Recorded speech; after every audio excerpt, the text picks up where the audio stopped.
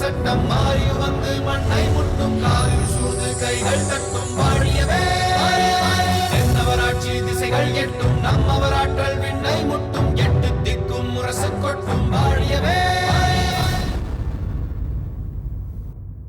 புலவர் பெருமானே,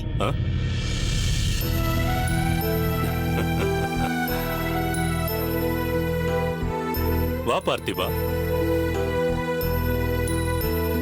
என்ன விஷயம் என்று தெரிந்தால் நானும் உங்கள் சிரிப்பில் பங்கெடுத்துக் கொள்வேன்.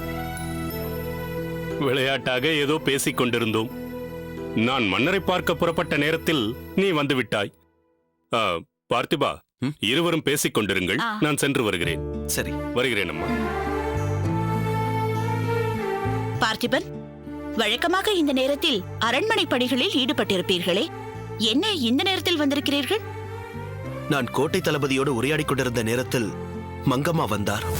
ஓ, அவர் சேர நாட்டிற்கு சென்று வந்தது பற்றி ஏதேனும் சொல்வதற்காக வந்தாரோ? அவர் சேரநாடு சென்று வந்தது பற்றி என்னிடம் சொல்ல வேண்டிய அவசியம் என்ன இருக்கிறது? சேர நாட்டில் தரப்பட்ட ஒரு மடலை என்னிடம் தருவதற்காக வந்திருந்தார். ஓஹோ, சேர நாட்டிலிருந்து தனிப்பட்ட முறையில் உங்களுக்கு மடல் அனுப்பப்பட்டிருக்கிறதோ? எனக்கு அனுப்பப்பட்ட மடலாக இருந்தால் நான் ஏன் அதை எங்கே கொண்டு வரப்போகிறேன்? என்னதான் பிரச்சனை? தெளிவாக கூறுங்கள். சேர நாட்டின் இளவரசி பரிவாதினி தேவியார் தனது ஆசானான முத்துநகை தேவியாருக்கு மடல் அனுப்பியிருக்கிறார். என்னிடம் பயிற்சி பெற்றவள் அல்லவா பரிவாதினி? எதை எப்போது யாருக்கு எழுத வேண்டும் என்பது அவளுக்கு நன்றாக தெரியுமே. அதை கொடுங்கள். முத்துநகை, நான் வருகிறேன். சற்று பொறுங்கள். என்ன இது? வந்தேன், தந்தேன், சென்றேன் என்று உடனே புறப்பட்டு விட்டீர்கள். வேறென்ன செய்ய சொல்கிறீர்கள்? இளவரசியார் எனக்கா மடல் எழுதியிருக்கிறார். என்னை பற்றி அவர் நினைக்க அவருக்கு எங்கே நேரம் இருக்க போகிறது? அவருடைய நிலைக்கு என்னையெல்லாம் பெரிதாக கருதி மடல் எழுத தோன்றுமா? நான் போகிறேன். சற்று பொறுங்கள். இந்த மடலில் என்ன எழுதியிருக்கிறது என்று தெரிந்து கொண்டு செல்லுங்கள். வேண்டாம், அது உனக்கு எழுதப்பட்ட மடல். பெண்ணுக்கு பெண் எவ்வளவோ விஷயங்கள் இருக்கும். அதை எதற்கு நான் தெரிந்து கொள்ள வேண்டும்? நான் உங்களை அந்நியராக நினைக்கவில்லை, வேறுபடுத்தி பார்க்கவில்லை. நீங்கள் என்னை அந்நியராக நினைப்பதாக இருந்தால் தாராளமாக செல்லலாம். இல்லை இல்லை, நான் போகவில்லை. நீ மடலை படி.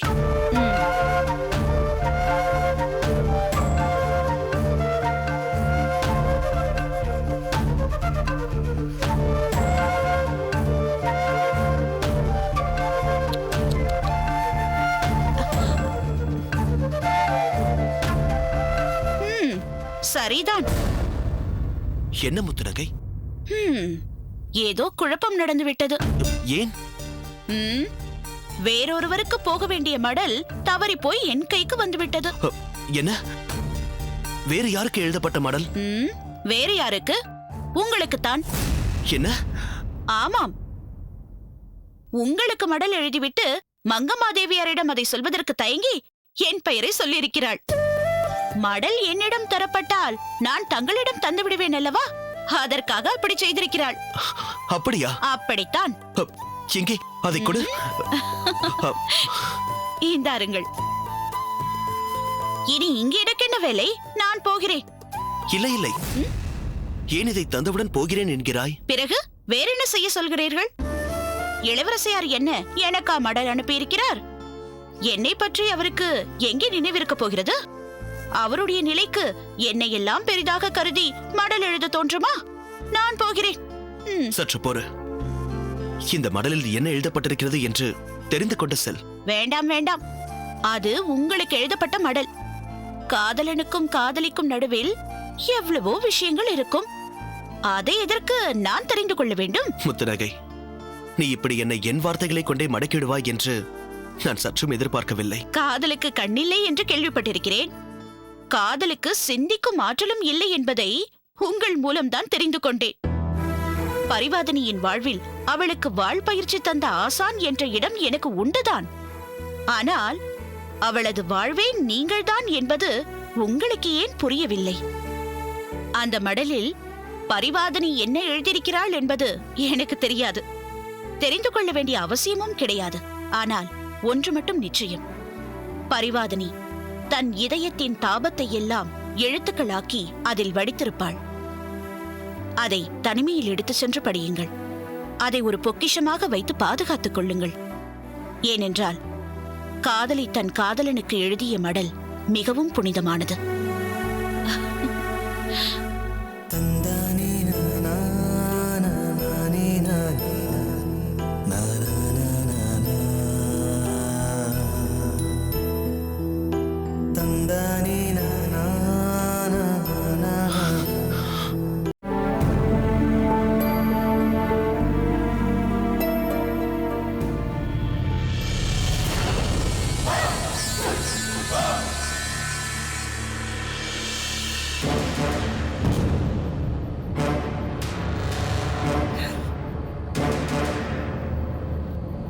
மலர்கொடி, என்ன இத்தனை நேரமாக விழித்துக் கொண்டிருக்கிறாய்? இன்னும் உறக்கம் வரவில்லையா? இல்லை, அவர் இன்னும் வரவில்லை. அவருக்காகத்தான் நான் காத்துக் கொண்டிருக்கிறேன். இளவரசர் எங்கே போயிருக்கிறார்? மன்னரை சந்தித்து விட்டு வருகிறேன் என்று கூறி அரண்மனைக்கு சென்றிருக்கிறார். ஓ, அரண்மனைக்கு சென்றிருக்கிறாரா? ஏன் மலர்கொடி, அரண்மனையில் தானே தாமரையும் தங்கி இருக்கிறாள். ஆமாம். எதற்காக நீ இதை கேட்கிறாய்? இல்லை, இளவரசர் மன்னரை பார்க்க போயிருக்கிறாரா, அல்லது மன்னரை பார்க்க அரண்மனைக்கு போகிறேன் என்று உன்னிடம் சொல்லிவிட்டு தாமரையை பார்க்க போயிருக்கிறாரா என்று எனக்குள் ஒரு சந்தேகம் எழுந்தது. அதனால் தான் கேட்டேன்.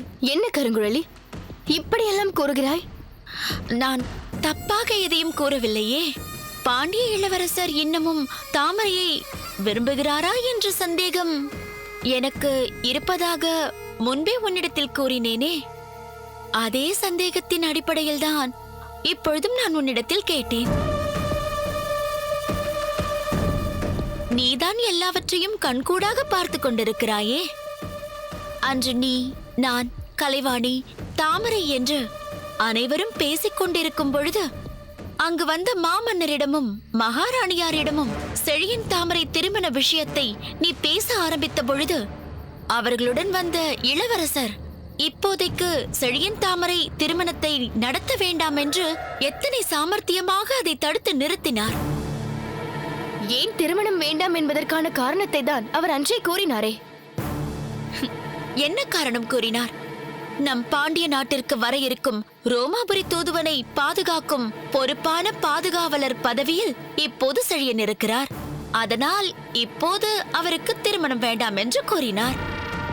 நான் கேட்கிறேன் மலர்குடி, பொறுப்பான பதவி வகிக்கும் யாருமே திருமணம் செய்து கொள்வதில்லையா? காரணம் அதுவல்ல மலர்குடி.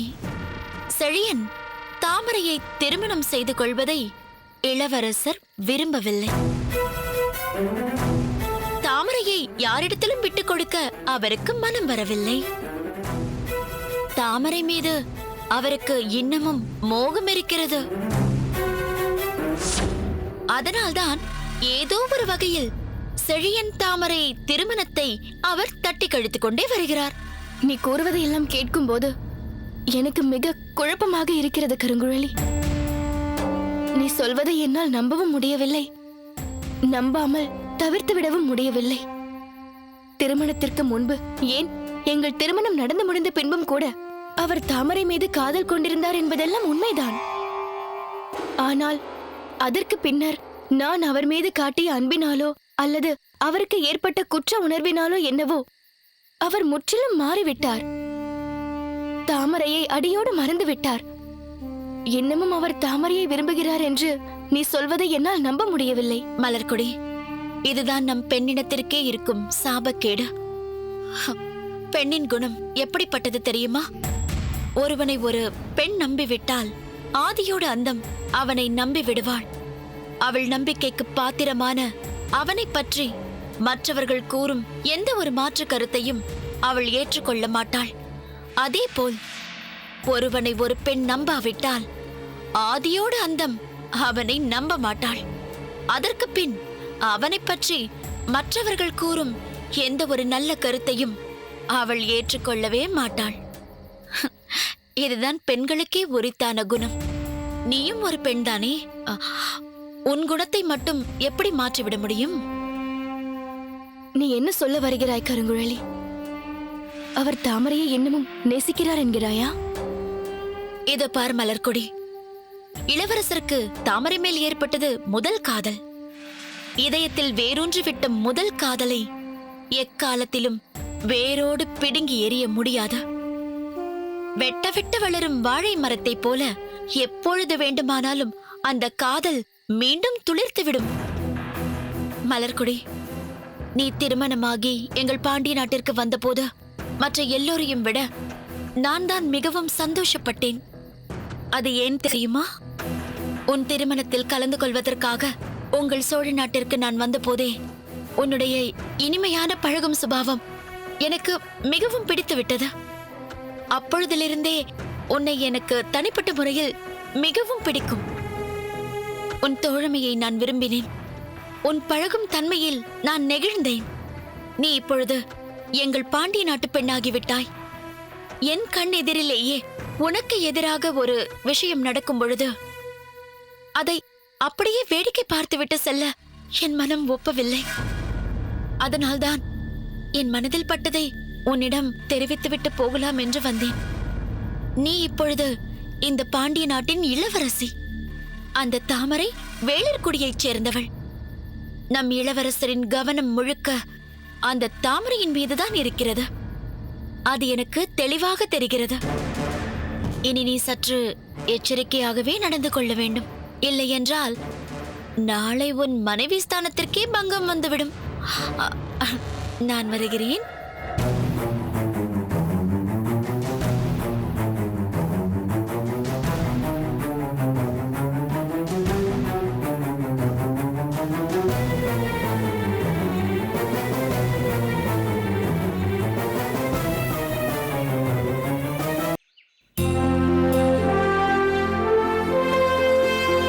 பிரதானியாரே, கடுமையாக சுழன்றடித்த சூறாவளி காற்று ஓய்ந்து போன பிறகு அந்த பகுதியே அமைதி அடைந்து நிச்சலனமாய் இருப்பது போல் என் மனம் இப்பொழுது எந்த சலனமும் இல்லாமல் அமைதியாக இருக்கிறது.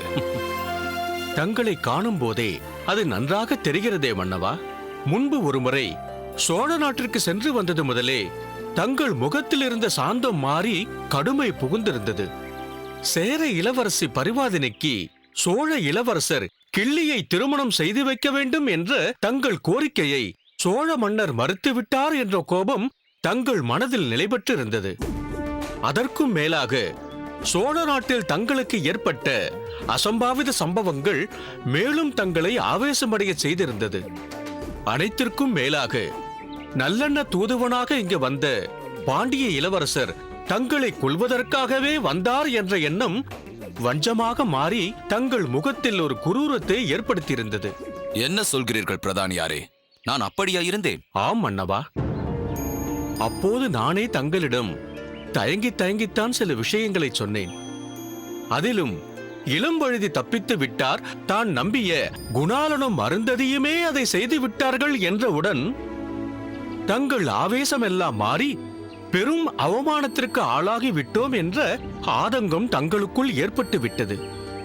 நல்ல வேளையாக மங்கம்மா தேவியார் வந்து எல்லாவற்றையும் தெளிவுபடுத்தி விட்டார். உண்மைதான் பிரதானியாரே. மங்கம்மா தேவியார் மட்டும் வராமல் போயிருந்தால் என் மகளையே நான் துரோகி என்று கருதி அவளை வெறுத்திருப்பேன். துரோகிகளான மாரவேளையும் அமைச்சரையும் எனக்கு விசுவாசமானவர்கள் என்று நம்பி இன்னும் என்னை மோசம் செய்வதற்கான வாய்ப்புகளை அவர்களுக்கு ஏற்படுத்தி தந்திருப்பேன். நடந்ததையெல்லாம் தீய கனவாக நினைத்து மறந்து விடுங்கள் மன்னவா. சேர நாட்டில் நாம் நிறைவேற்ற வேண்டிய பணிகள் நிறைய இருக்கின்றன. அவற்றில் தங்கள் நினைவை செலுத்துங்கள். மாமன்னருக்கு வணக்கம். வாருங்கள் கோட்டை தளபதி. ஏதேனும் முக்கியமான செய்தியை சொல்ல வேண்டுமா? ஆம் மன்னவா, சோழ நாட்டிலிருந்து மடல் வந்திருக்கிறது. அதை தங்களிடம் தருவதற்காக வந்த தூதுவனிடமிருந்து நான் பெற்றுக்கொண்டு வந்திருக்கிறேன். சோழ நாட்டிலிருந்து மடல் வந்திருக்கிறதா? எங்கே அதை கொடுங்கள்.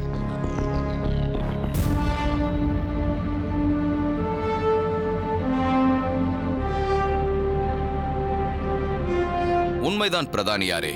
புலிச்சின்னம் பொறிக்கப்பட்ட மடல்தான். சோழ மன்னர் கரிகாலர் தான் அனுப்பியிருக்கிறார். ஆஹா, சோழ மன்னரின் பண்பை என்னவென்று சொல்லி பாராட்டுவது. நடந்ததையெல்லாம் மறந்து மடல் அனுப்பிவிட்டாரே. அவரது உயர்ந்த பண்பிற்கு இந்த மடலே சாட்சி. சற்று பொறுங்கள் பிரதானியாரே. மடலில் என்ன எழுதியிருக்கிறது என்று தெரியாமல் பாராட்டத் தொடங்கிவிட்டீர்களே. என் மருமகனை சிறைப்படுத்தி வைத்திருந்தாய். நான் படையெடுத்து வந்து உன் மலை நாட்டை முற்றுகையிடுகிறேன் பார் என்று ஓலை அனுப்பியிருந்தால் என்ன செய்வீர்கள்? அப்படி ஒரு நிலை வந்தால் அதை எதிர்கொண்டு போர் புரியும் ஆற்றல் தங்களுக்கு உண்டு என்பதை நான் அறிவேன் மன்னவா. சேரநாடு வீரத்தில் யாருக்கும் சளைத்ததல்ல. ஆட்டு மந்தைகளை மடக்கி போருக்கு அரைகூவல் விடுத்தவர்களை வென்று ஆடுகோட்பட்ட சேரலாதர் என்று புகழ் பெற்றவரல்லவா தாங்கள். தாங்கள் ஒருபோதும் போருக்கு பின்வாங்குபவர் அல்ல. தங்கள் கொடியில் இருக்கும் சின்னத்தின் மகத்துவத்தை நன்றாக அறிந்தவன் நான். தாங்கள் எதை பற்றி குறிப்பிடுகிறீர்கள் பிரதானியாரே? மன்னவா, நமது நாட்டில் பழமொழிகள் பல வழங்குகின்றன. அவற்றில் ஒன்று பந்திக்கு முந்து படைக்கு பிந்து என்பதாகும். அது யாரோ ஒரு உணவு பிரியர் உருவாக்கிய பழமொழி. இல்லை மன்னவா, உண்மையில் அது ஒரு விடுகதை. பந்திக்கு முந்தும் படைக்கு பிந்தும் அது என்ன என்பதுதான் விடுகதை. ஆச்சரியமாயிருக்கிறதே, அதற்கு என்ன விடை? வலதுகை என்பதுதான் அதற்கு விடை மன்னவா. அது எப்படி? பந்தியில் உட்கார்ந்து உண்ணும்போது வலது கை இப்படி முந்தும் என்று. படை என்றாலே நமது வில்லைத்தான் குறிக்கும். வில்லில் அம்பு தொடுத்து நாணை ஏற்றும் போது வலது கை எவ்வளவுக்கெவ்வளவு பின்புறம் செல்கிறதோ அவ்வளவுக்கவ்வளவு அம்பு பாயும். அதனால் வலது கை அப்போது பிந்தும். இப்படி வில்லின் சிறப்பை உணர்த்துவதற்காக உருவான பழமொழி அது. அந்த வில்லையே தமது கொடியின் சின்னமாக கொண்ட சேரர் ஒருபோதும் போருக்கு அஞ்சமாட்டார். ஆனால் நிச்சயம் இது போருக்கான அழைப்பல்ல. பிரித்து படியுங்கள். இந்தா.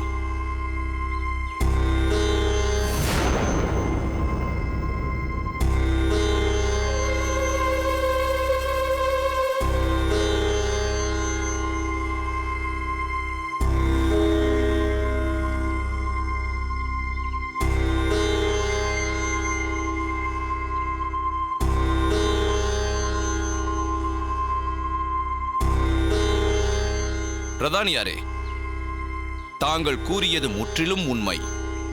சோழ மன்னர் தமது நாட்டிற்கு விருந்தாளியாக வரவேண்டும் என்று எனக்கு அழைப்பு விடுத்திருக்கிறார்.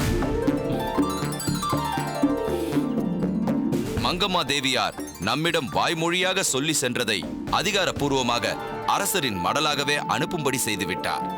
இப்போதாவது அவரது உயர்ந்த பண்பை பற்றி நான் சொன்னது உண்மை என்று ஒப்புக்கொள்கிறீர்களா? வான் நோக்கி வாழும் உலகெல்லாம் மன்னவன் கோல் நோக்கி வாழும் குடி என்ற வள்ளுவரின் வாக்கிற்கு உதாரணமாக விளங்குபவர் சோழ பெருமான் கரிகால் பெருவளத்தார். வான்மழையை நோக்கி உலகம் வாழ்கிறது என்றால் மன்னவரின் செங்கோலை நோக்கியே குடிகள் வாழ்கிறார்கள். அப்படி நாட்டு மக்களின் நலம் காத்து தனது வாழ்வில் ஏற்பட்ட சோதனைகளையெல்லாம் வென்றவர் கரிகால் பெருவளத்தார். எந்த ஒரு சூழ்நிலையிலும் மனம் கலங்காதவர். பொறுமையோடு இருந்து தான் நினைத்ததை சாதிக்கும் ராஜதந்திரியாக விளங்குபவர் கரிகால் பெருவளத்தார்.